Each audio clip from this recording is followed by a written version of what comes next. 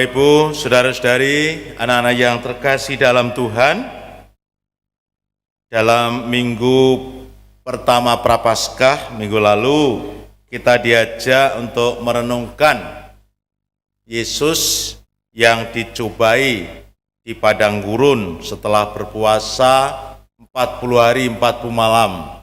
Siapa yang mencobai? Siapa? Ya nek iblis aja nyawang aku toh. Kaya tegomen ya toh. Yang mencobai iblis. Lalu Yesus mendapatkan cobaan, ada 3 jenis kelompok cobaan. Masih ingat? Pertama, Yesus diminta untuk mengubah kursi menjadi roti kasur. Batu dirubah menjadi roti apa Bapak Ibu? Roti kasur. Secetok ora roti kelapa dengan belaraknya. Yang kedua,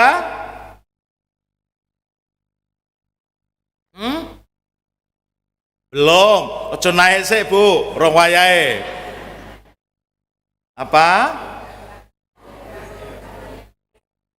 Yesus diperlihatkan ada begitu banyak perkara-perkara yang sungguh luar biasa.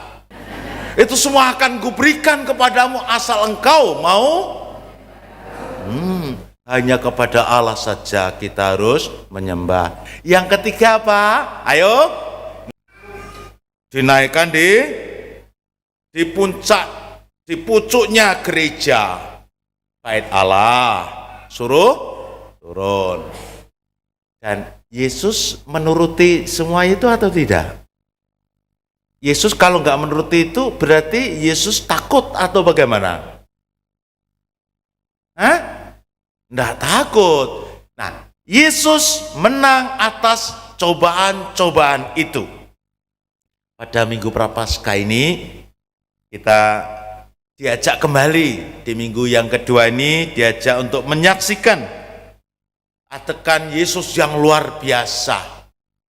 Kalau kemarin itu kita diajak melihat bagaimana Yesus dicobai dan menang, sekarang ini Yesus menampakkan kemuliaannya di sebuah bukit dan ketika ia itu sedang berdoa.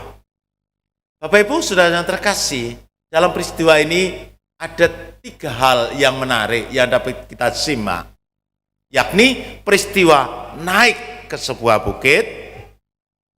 Yesus bersama dengan 3 muridnya naik ke sebuah bukit, kemudian terjadilah peristiwa yang sungguh mengharukan, mengagumkan, yakni Yesus menampakkan kemuliaannya, dan di sanalah suasana luar biasa sampai Petrus tergambar sikap yang nyaman. Petrus tadi kan begitu nyamannya sampai lupa diri.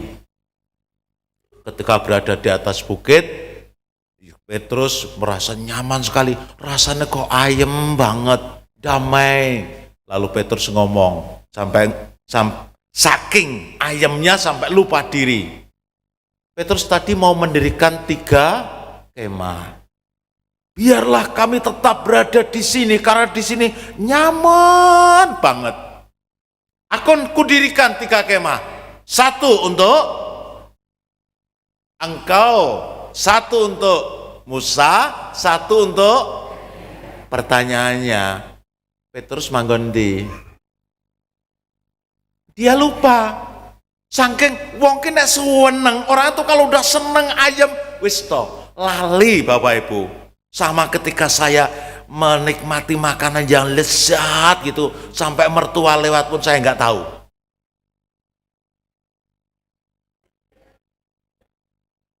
Panjenengan masih bertanya, mertua sing ndi ngono. Itu gambarannya pokoknya kalau suasana seneng banget itu ada sesuatu pasti yang terlupakan, bahkan kadang-kadang irasional. Maka saya juga berpikir, Petrus ki kaya gendeng lah terus manggon ning jajal manggon tritisan po dan lain sebagainya. Tapi setidaknya melalui peristiwa ini Yesus mau mengajak kepada para murid bahwa peristiwa yang mengagumkan, peristiwa yang membuat heran, peristiwa yang membuat terharu itu tanpa memiliki makna yang mendalam kalau tidak dikaitkan dengan realita hidup.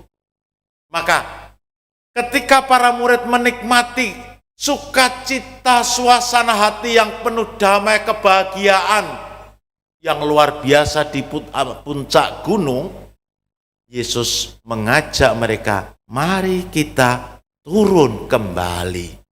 Itulah peristiwa yang ketiga, yakni harus turun dari gunung itu.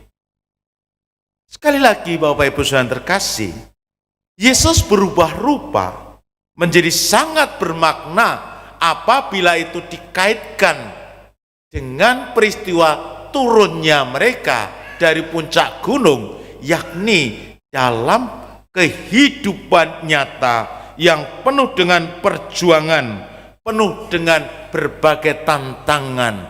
Diingatkan kembali, dikaitkan dengan iman yang berhadapan dengan berbagai percobaan, berbagai dinamika yang terjadi dalam kehidupan konkret. Kita ingat bahwa Putra Allah tetap akan mendampinginya. Bahwa peristiwa Yesus menampakkan kemuliaannya di atas bukit semakin nyata siapa sebenarnya Yesus itu. Dan inilah sebenarnya yang menjadikan dasar iman kita. Mengapa kita percaya kepada Yesus? Justru dari sanalah nampak nyata bahwa Allah memilih Yesus dan membiarkan Yesus menyatakan kasih Allah yang begitu mendalam itu. Maka dari dalam awan terdengarlah suara, inilah putraku yang kupilih. Bahasa sinoptik yang lain, inilah putraku yang kukasihi, dengarkanlah dia. Dan ketika suara itu muncul, yang nampak tinggallah Yesus. Maka ini ingin meneguhkan yang terpilih yang harus kita dengarkan bukan Musa lagi, bukan Elia lagi, tetapi Yesus yang nampak seorang diri. Bapak Ibu Saudara yang terkasih, kita semakin yakin bahwa dalam perjumpaan kita dengan Tuhan yang nampak dalam kemuliaan itu, kita diyakinkan akan penyertaan Allah melalui Yesus yang terkasih, putranya yang terpilih, yang harus selalu kita dengarkan. Agar apa? Agar hati kita, agar pikiran kita, agar cara pandang kita, cara hidup kita diubah olehnya. Tadi jelas diceritakan bagaimana para murid sendiri tidak paham. Mereka tidak mengerti apa yang dikatakannya. Mereka hanya menuruti rasa. Mereka hanya terjebak pada soal perasaan. Tapi pikirannya tidak mereka pahami betul apa yang dikatakan. Kalau dia mengatakan, guru, biarlah aku dirikan 3 kemah, 1 untuk engkau, 1 untuk Musa, 1 untuk Elia. Kamu gak ngerti maksudnya. Maka tadi dikatakan, mereka tidak mengerti apa yang dia katakan.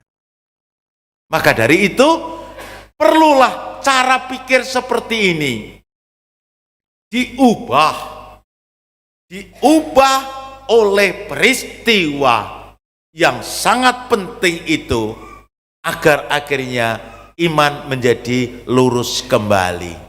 Bapak Ibu, mungkin kita mengatakan tadi kepada Petrus, Wong kok gendeng banget toh, gak mikir awake dhewe. Itu juga kita. Kita seringkali cara berpikirnya berbeda dengan cara pikir Allah. Ada banyak orang yang berpikir seolah-olah kalau sudah menjadi pengikut Yesus ki urepe enak tuwenan. Rezeki lancar, tidak ada huru hara.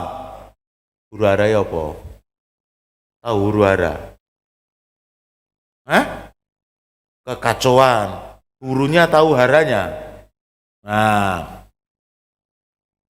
seolah semuanya akan lancar kalau sudah menjadi pengikut Yesus. No. Bukan Bapak Ibu. Semakin kita dekat dengan Yesus, akan semakin banyak persoalan yang harus kita hadapi. Terus itu.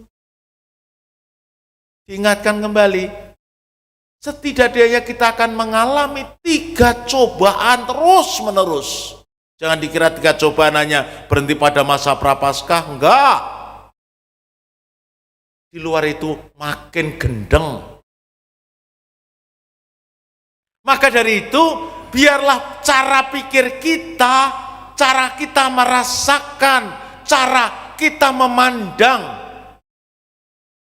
diubah oleh peristiwa transfigurasi Yesus sendiri yang menampakkan kemuliaannya itu. Coba kita lihat salah satu contoh pribadi orang beriman yang mau berubah dan membiarkan dirinya dirubah oleh Allah, yakni Abraham. Dalam bacaan pertama kita mendengarkan kisah Abraham yang dipanggil Tuhan, yang dibawa oleh Allah keluar dari Ur Kasdim menuju suatu tempat. Janjinya, kamu akan kubawa dan kamu akan menapati suatu tempat yang akan kutunjukkan padamu. Di mana itu Tuhan? Wis to menengoai. Nanti akan sampai di sana. Dan ini mengandaikan keberanian Abraham untuk keluar dari zona nyaman. Berada di sekitar keluarganya, di Ur Kasdim, di tempat mereka berasal, harus berani meninggalkan zona nyaman untuk menuju ke suatu tempat yang belum diketahui di mana itu. Nganjuk kah? Mana itu Kanaan? Berbek kah? Loceret atau Jati Kampir atau Rejoso? Apa Njel-Kintus sakjane mau jalan merdeka? Apa gue Njel-Kintus sih? Njel-Kintus sih pokoknya Njel ketek loh. Nah, kalau hal-hal seperti ini tua-tua bangsa ini memang hafal. Tak tahu. Tapi Abraham membiarkan hatinya dibimbing oleh Allah dan percaya betul bahwa Allah tidak pernah akan mengingkari janjinya. Maka Rasul Paulus kepada jemaat di Filipi juga mengajak umat jemaat di Filipi untuk teguh di dalam iman, membangun keyakinan bahwa Tuhan tidak akan ingkar janji. Tuhan tak pernah janji untuk mengingkarinya. Kita diminta untuk teguh. Teguh. Setia. Kita harus setia pada iman kita. Maka dari itu Rasul Paulus mengingatkan, kita harus setia kepada iman. Maka yang kita pikirkan adalah harus perkara-perkara soal rohani, soal kerajaan Allah. Jangan kita hanya memikirkan hanya perkara-perkara apa tadi? Perut. Tadi diingatkan, kita ini cenderung yang kita pikir perut. Maka Tuhanmu adalah perut. Itu dalam bahasa Jawa lebih sadis ngomongnya. Ngawulo waduk. Tuhanmu adalah perut, maka apapun yang dilakukan ujung-ujungnya mereka lupa perkara-perkara rohani yang dipandang hanya perkara-perkara duniawi. Itulah Banyak kejahatan terjadi karena hanya berpikir soal perut. Akhirnya kita harus berjumpa dengan banyak cobaan dalam hidup. Kepalsuan. Repot juga ya. Gas palsu. Pertamax palsu. Timah palsu. Emas, kecuali Mas Agus yang nggak palsu.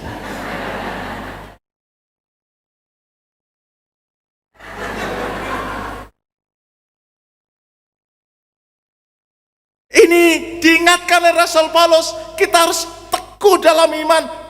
Kalau orang yang teguh, balik teguhnya setia aja. Setia pada iman, maka kita harus juga berpikir perkara-perkara kerajaan Allah. Suster, Bapak Ibu, Saudara yang terkasih, dari ketiga bacaan hari ini dapat kita rasakan adanya kesatuan hubungan yang mendalam antara iman, harapan, dan pengalaman transformasi, pengalaman pembaruan kasih Allah dalam diri putranya.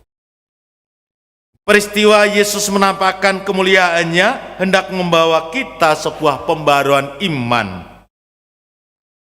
yang nyata dalam hidup kita agar kita memiliki harapan terus-menerus. Itulah iman yang setia, orang yang punya harapan terus-menerus pada Allah dalam menunjukkan kesetiaan iman, dan dari situ akan semakin dirasakan tentang kasih Allah yang begitu mendalam itu.